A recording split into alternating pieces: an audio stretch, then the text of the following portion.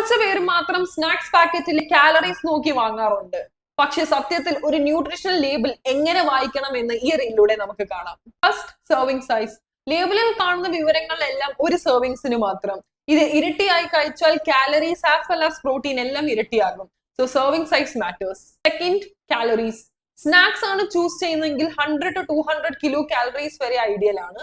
And നിങ്ങൾ ഒരു മീലാണ് choose ചെയ്യുന്നതെങ്കിൽ 400 തൊട്ട് 600 കിലോ കാലറീസ് വരെ ഐഡിയൽ ആകും. അത് നിങ്ങളുടെ ഗോൾ ഡിപ്പെൻഡ് ചെയ്തിരിക്കും. ഈ പ്രോട്ടീൻ കുറഞ്ഞത് 5 ഗ്രാം തൊട്ട് 10 ഗ്രാം പ്രോട്ടീൻ ഒരു സെർവിംഗിൽ ഉണ്ടോ എന്ന് നോക്കൂ.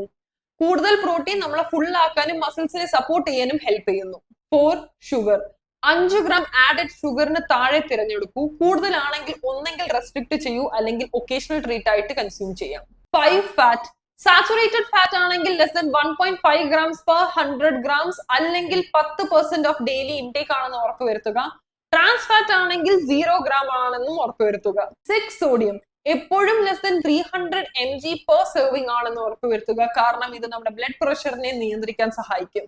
എപ്പോഴും ഓർക്കുക, കൂടുതൽ പ്രോട്ടീൻ ആൻഡ് ഫൈബർ എടുക്കുക. കുറവായി സോഡിയം, ഷുഗർ ആൻഡ് ബാഡ് ഫാറ്റിനെ നിയന്ത്രിക്കുക.